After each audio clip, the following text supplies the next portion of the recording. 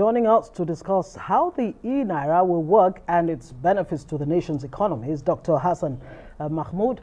He's the Director of Monetary Policy Department, Central Bank of Nigeria, and there's no better person to help us understand this. Well, from all we're hearing, it looks like this holds quite a lot of promise for the Nigerian economy.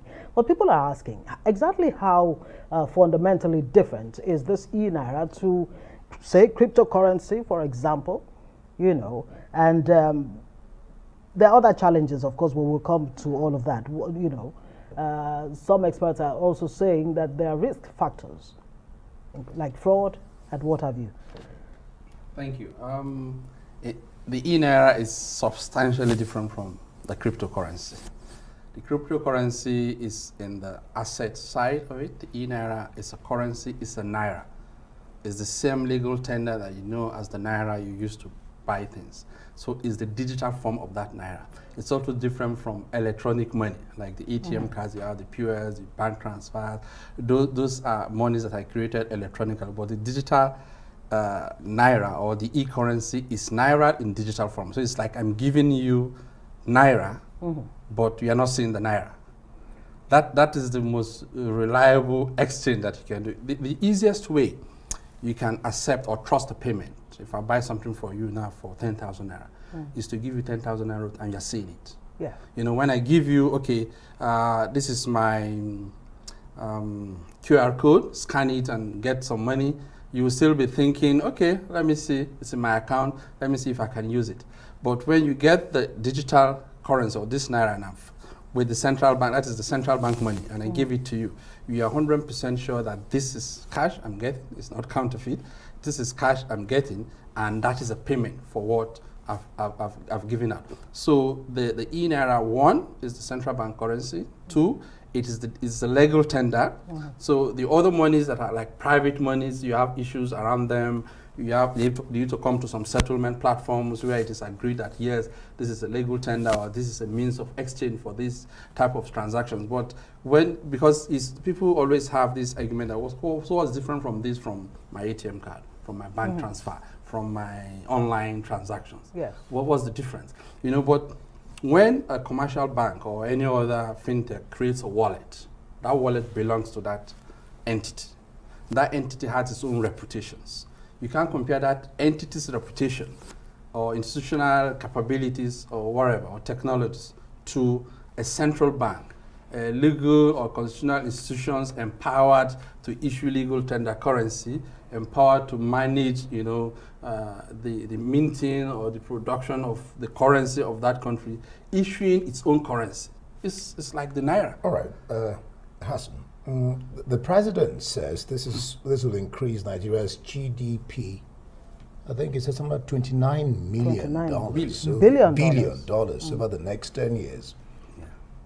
One would want you to explain how, and with all the points you've mentioned, what would you say is the key selling point of the eNaira? By the way, congratulations, it says the first in Africa. Yeah, thank you very much. The key selling point is, one, it is going to be a faster, cheaper, a trusted means of exchange. That means it's going to drive trade. It's going to drive transactions. And those transactions are what leads to whatever billions of naira that you are talking for. The speed at which you consummate those transactions, the cost at which you consummate them. The cheaper that process is, the more efficient, the faster that process is, the more it propels more transactions. So you see the valuation of transactions increasing substantially. And that is what is computed to say that over this period, this will have transformed or elevated the level of volume of activities that go on within your GDP is measured by the activities, of goods and services that are produced, and particularly the value addition to those. So when this eNaira, the opportunities there are so enormous. The fintechs, the payment solution providers, because we've done it now. Central Bank has issued the eNaira and it's in the public space now.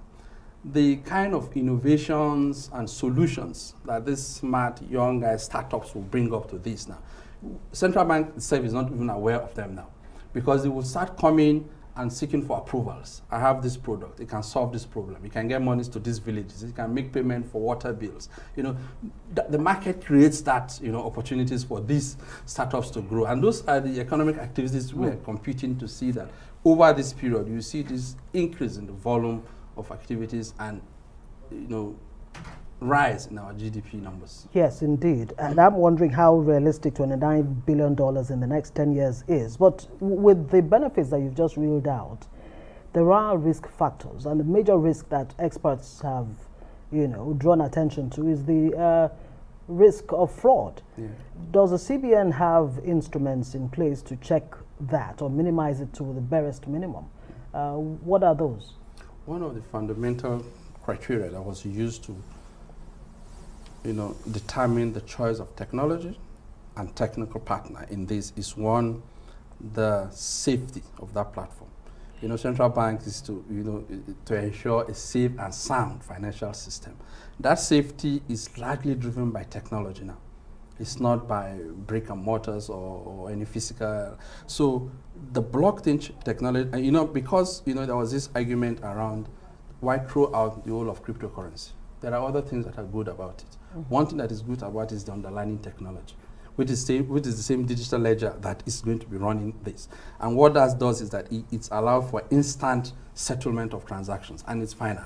You know, like I send something to you, say, oh no, it's hooked somewhere, you have been debited, I've not been credited. Those don't happen. It happens instantly.